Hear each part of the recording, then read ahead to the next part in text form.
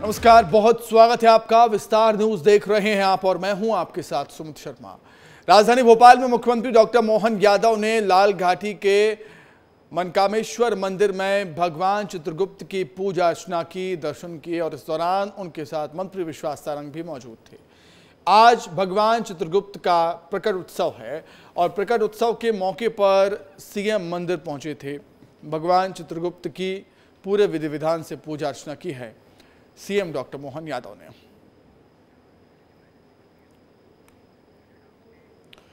मध्य प्रदेश में 40 दिन में 150 की लगभग सभाएं और 50 से ज्यादा रोड शो के साथ ही सीएम डॉक्टर मोहन यादव ने धुआंधार ताबड़तोड़ प्रचार किया। मध्य प्रदेश के साथ ही सीएम डॉक्टर मोहन यादव दूसरे राज्यों में भी चुनावी प्रचार कर रहे हैं और बीजेपी के पक्ष में वोट की अपील की जा रही है। देखिए, लोकसभा चुनाव 2024 के रण में एमपी के सीएम पूरे दमखम के साथ चुनावी प्रचार में जुटे हैं। सीएम एमपी के साथ अन्य राज्यों में भी धुआंधार प्रचार कर रहे हैं। आज सीएम मोहन यादव का यूपी के साथ दिल्ली दौरा है, लेकिन ये पहली बार नहीं है जब मध्य प्रदेश के मुखिया दूसरे राज्यों में चुनावी कमान संभाल रहे हों। इससे पहले सीएम छत्तीसगढ़, तेलंगाना, बिहार, हरियाणा, राजस्थान और यूपी का भी दौरा कर चुके हैं। खास तौर पर सीएम मोहन यादव लगातार यूपी के दौरे कर रहे हैं।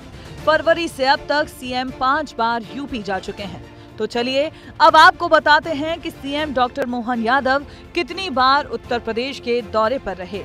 वो 13 फरवरी को सपा के गढ़ आजमगढ़ पहुंचे थे। 3 मार्च को लखनऊ में महाकुंभ में शामिल हुए। 15 अप्रैल को अखिलेश के गढ़ मैनपुरी में सभा की।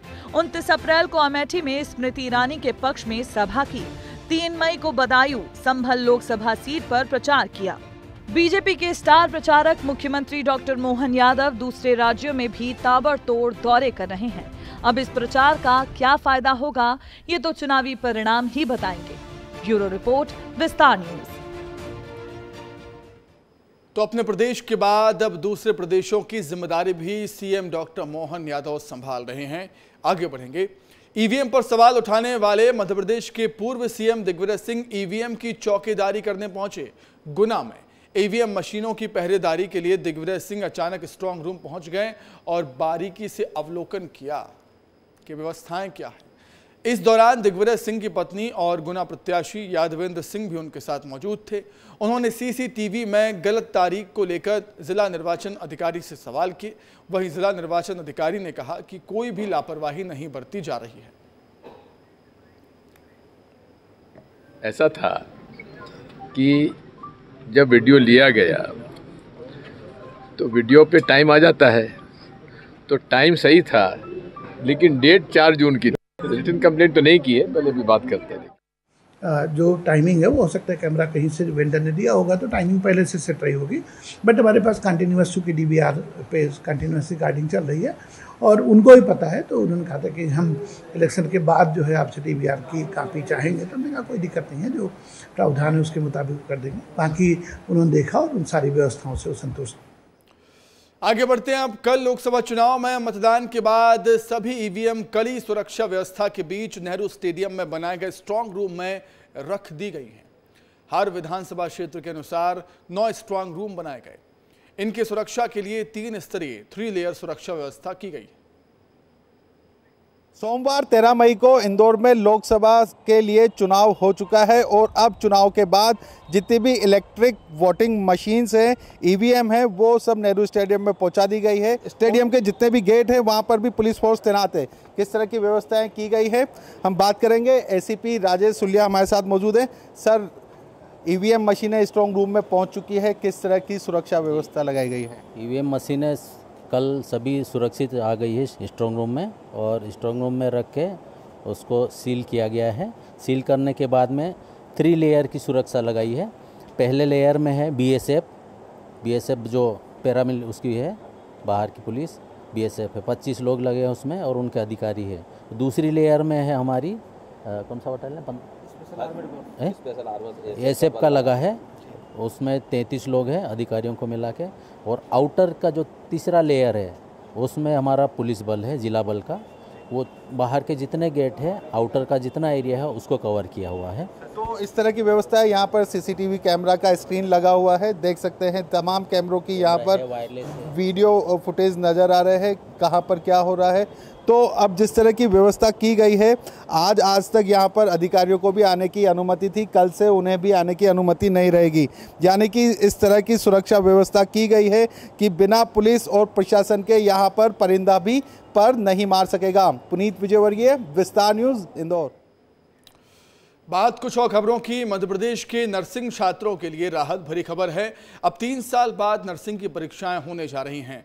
15 मई से प्रदेश भर में नर्सिंग छात्रों के एग्जाम शुरू होंगे, जिसमें 30,000 से ज़्यादा परीक्षार्थी शामिल होंगे। एग्जाम के लिए 181 सेंटर्स बनाए गए हैं। मेडिकल यूनिवर्सिटी के कुल सचिव डॉक्टर पुष्पराज बघेल से विस्तार न्यूज़ ने खास बातचीत की है। आइए आपको सुनाते हैं।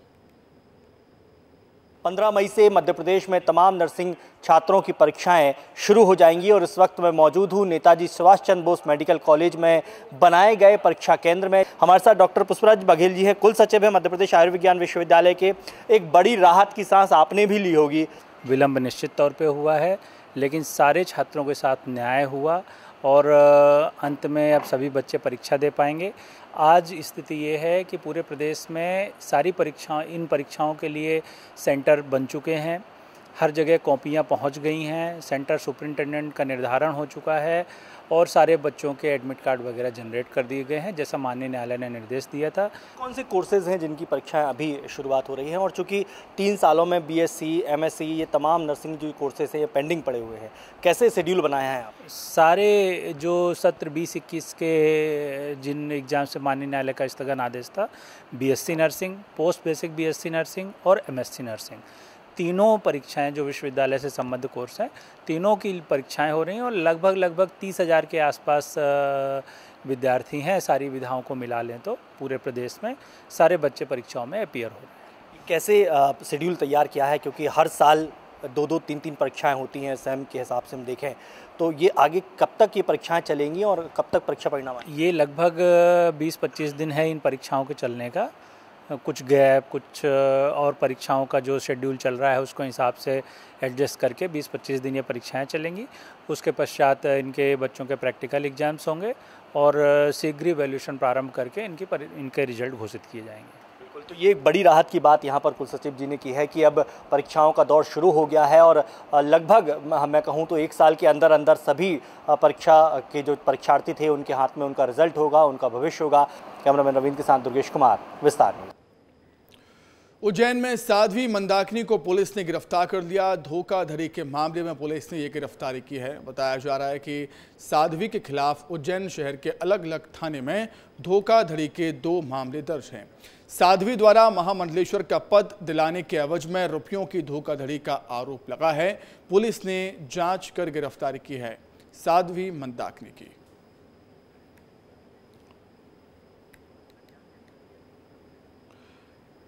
और अब तक क्या क्या हुआ इस केस में आपको सिलसिलेवार तरीके से जानकारी देते हैं। मंदाकिनी पुरी पर 7.5 लाख रुपए की धोखाधड़ी का आरोप है और एक व्यक्ति को महामंडलेश्वर बनाने के नाम पर पैसे ऐंठे गए, रुपये ऐंठे गए।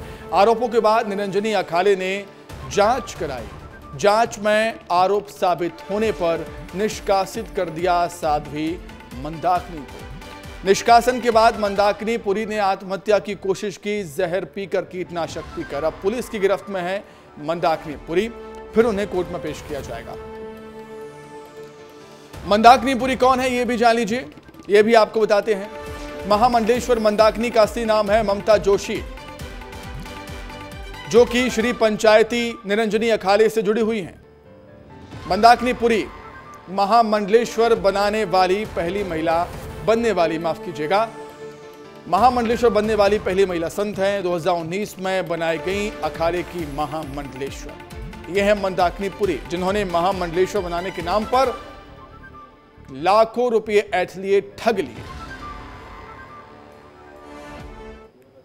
वो अस्पताल से डिस्चार्ज हुई हैं तो उनसे महिला अधिकारी उनसे पूछताछ कर रहे हैं।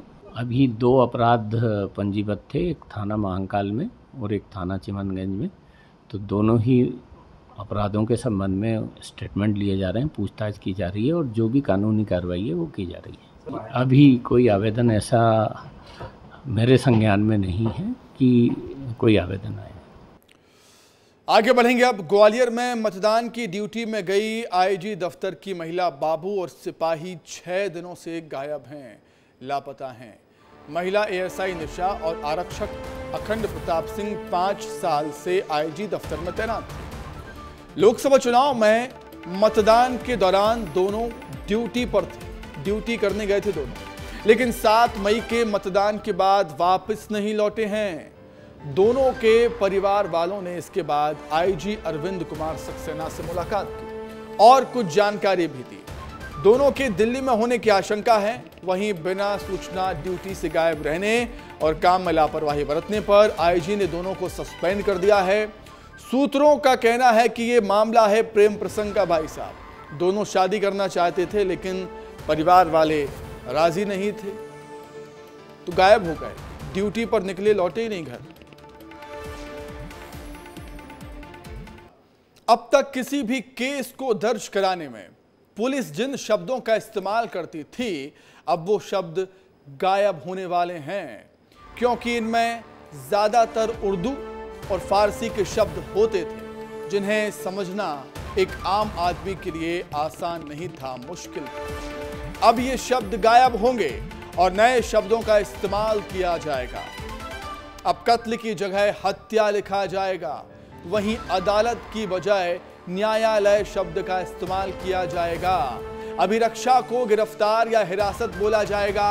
इसको लेकर पुलिस हेडक्वार्टर की क्राइम रिसर्च ब्रांच ने आदेश भी जारी कर दिया और एडीजी पवन श्रीवास्तव ने पुलिस इकाइयों को नए शब्दकोश के इस्तेमाल के निर्देश भी दे दिए हैं ताकि लोगों को परेशानी ना हो शब्दों को समझने में।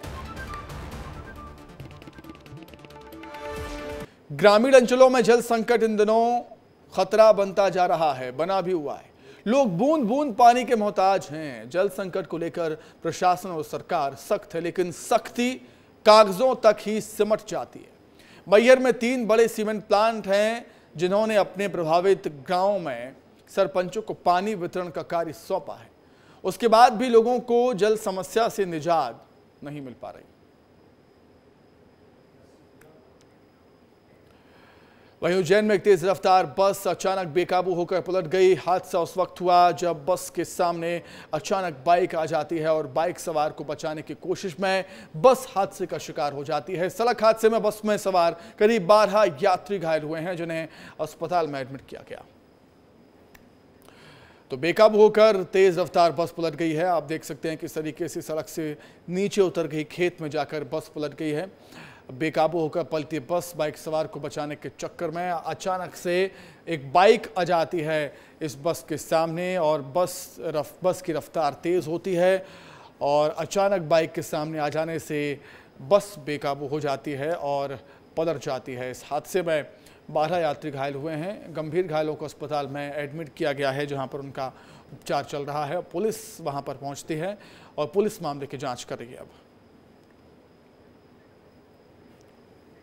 अब बात मौसम की। मध्य प्रदेश में एक बार फिर से मौसम बदलने से कई जिलों में अचानक तापमान गिर गया है।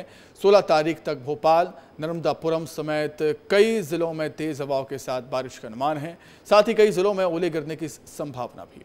प्रदेश के दतिया में सबसे ज्यादा 43 डिग्री तापमान दर्ज किया गया। मौसम वैज्ञानिक से बात की हमारे संवाददाता सूरज तिवारी ने, सुनिए। मौसम में लगातार बदलाव देखा जा रहा है। कुछ जिलों में तेज हवाओं के साथ बारिश तो कुछ जिलों में ओलावृष्टि भी देखने को मिली है। ऐसे में बातचीत करने के लिए हमारे साथ मौसम वैज्ञानिक मौजूद हैं। और मैम, लगातार मौसम बदल रहा है, आगे आने वाले समय में कैसा रहने वाला है मौसम? अभी आने वाले 2 दिन में ये कंटिन्यू रहेगा। ऑलरेडी जो ये वीक में हमने दर्ज किया है काफ़ी थंडरस्टॉर्म और कुछ जगहों पे हेलस्टॉर्म और गस्ट इवेंट, ये इनका स्थिति अभी आज और 16 तक परसिस्टिंग है। स्पेशली साउथ रीजन में ज़्यादा इम्पैक्ट रहेगा। जैसे ये साउथ वेस्ट एमपी और साउथ ईस्ट एमपी के काफ़ी डिस्ट्रिक्ट्स में हमने थंडरस्टॉर्म के साथ साथ गस्ट इवेंट का चेतावनी दे रही है। इस हफ्ते में कहाँ कहाँ बारिश हो सकती है, कैसा मौसम रह सकता है, हवाएँ कैसी रहेंगी? वही मैंने बोला, सबसे ज़्यादा मतलब बारिश का चांसेस स्पेशली ये सदर्न पोर्शन में होता है, ये जो साउथ वेस्ट एमपी के काफ़ी डिस्ट्रिक्ट्स में और साउथ ईस्ट में जैसे छिंदवाड़ा, शिवनी, बालागढ़ वो रीजन में। यहाँ पे देखा था झाबुआ, धार, खंडवा, ये रीजन में अभी 2 दिन के लिए बारिश है, उसके बाद वो कम हो जाएगा। ओलावृष्टि की भी संभावना है? ओलावृष्टि बेसिकली साउथ ईस्ट एमपी का वो जो फॉरेस्ट रीजन में छिंदवाड़ा, बालागढ़ वो रीजन में हम दे रहे हो और इधर झाबुआ वो रीजन में भी दे रहे हो। तो हमारे साथ ये मौसम वैज्ञानिक दिव्या सुरेंद्रन जी थी, जिन्होंने बताया कि लगातार अगर बात करें तो कुछ ऐसे ज़िले हैं जहां पर बारिश हो सकती है, बारिश के साथ ओलावृष्टि का भी अनुमान है। और सबसे ज़्यादा अगर तापमान की बात करें तो दतिया में 43 डिग्री तापमान मिला है। कैमरा पर्सन नागिन के साथ सूरज तिवारी, विस्तार न्यूज़। तो इस समय देश की सियासत टेम्पो पर सवार है। अभी टेम्पो पॉलिटिक्स काफी चर्चा में है। पहले पीएम मोदी ने अडानी अंबानी का नाम लेकर राहुल गांधी पर निशाना साधा, जिसमें कहा कि टेम्पो भर के पैसे पहुंचाए गए हैं क्या, क्योंकि राहुल कुछ दिनों से उद्योगपतियों के नाम नहीं ले रहे। पीएम के इस एक बयान पर कांग्रेस लगातार पलटवार कर रही है और इसी कड़ी में राहुल गांधी ने हवाई यात्रा करते हुए एयरपोर्ट को अडानी को देने के आरोप लगा दिए, जिसमें एक बार फिर टेम्पो के नाम पर सियासत शुरू हो चुकी है। देखिए रिपोर्ट। देश की सियासत में इन दिनों टेम्पो का जिक्र खूब हो रहा है। जब से पीएम मोदी ने राहुल गांधी से पूछा है कि कितने टेम्पो अडानी अंबानी ने पहुंचाए हैं, तो उसके बाद से राहुल गांधी टेम्पो का नाम लेकर आरोप लगा रहे हैं। एक बार फिर राहुल गांधी ने एक्स पर अपना वीडियो शेयर किया और एयरपोर्ट को अडानी को देने का आरोप लगाते हुए कहा कि प्रधानमंत्री ने तमाम एयरपोर्ट अपने टेम्पो वाले मित्र को सौंप दिए हैं। जबरदस्त एयरपोर्ट जो जनता की पूंजी है, इसको नरेंद्र मोदी ने रैपिड टेम्पो के साथ 2020 और 2021 के बीच में गौतम भाई को दे दिया। कितने टेम्पो लगे ये भी बता दीजिए। रायबरेली और वायनाड से चुनावी मैदान में उतरे राहुल गांधी के तेवर इस बार काफी बदले हुए हैं। वो लगातार बीजेपी और प्रधानमंत्री पर अपने सवालों की बौछार कर रहे हैं और बीजेपी के वार पर पलटवार करने से भी नहीं चूक रहे। राहुल से पहले कांग्रेस के अध्यक्ष मल्लिकार्जुन खड़गे भी प्रधानमंत्री मोदी के अडानी अंबानी वाले बयान पर पलटवार करते हुए नजर आए हैं। खड़गे ने सवाल किया था कि मोदी जी, आप प्रधानमंत्री हैं तो इन पर ईडी और सीबीआई को क्यों नहीं लगाते? ईडी तुम्हारे पास है, इनकम टैक्स डिपार्टमेंट तुम्हारे पास है और सीबीआई तुम्हारे पास है। अगर कांग्रेस के घर को अगर जा रहा था तो तुम क्या सो रहे थे? या हेमंत सोरेन को कुछ सबूत नहीं, उनको पकड़ते हो, अडानी और अंबानी को क्यों नहीं पकड़े? दरअसल ये टेम्पो पॉलिटिक्स की शुरुआत 8 मई को हुई थी। 8 मई को पीएम मोदी तेलंगाना के करीमनगर में एक चुनावी रैली में शामिल हुए थे। इस दौरान उन्होंने कांग्रेस पार्टी और राहुल गांधी पर सवाल उठाए। उन्होंने पूछा, शहजादे बताओ कि अंबानी और अडानी से कितना माल उठाया है? आपने रातों रात इन्हें गाली देना बंद कर दिया है। जब से चुनाव घोषित हुआ है, इन्होंने अंबानी अडानी को गाली देना बंद कर दिया। मैं आज तेलंगाना की धरती से पूछना चाहता हूं, जरा ये शहजादे घोषित करें कि इस चुनाव में ये अंबानी अडानी से कितना माल उठाया है, काले धन के कितने बोरे भर करके रुपये मारे हैं, क्या टेम्पो भर करके नोटे कांग्रेस के लिए पहुंची है? क्या सौदा हुआ है? आपने रातों रात अंबानी अडानी इनको गाली देना बंद कर दिया। जरूर दाल में कुछ काला है। बीजेपी और कांग्रेस दोनों ही पार्टियां एक दूसरे पर कई बार अडानी अंबानी के नाम से हमलावर रहती हैं, लेकिन इस बार लोकसभा चुनाव में टेम्पो पॉलिटिक्स ने राजनीति को नया मोड़ देने का काम किया है। ब्यूरो रिपोर्ट, विस्तार न्यूज। और इसी के साथ ही फिलहाल इस बुलेटिन में इतना ही। खबरें लगातार जारी हैं, देखते रहिए विस्तार न्यूज। नमस्कार।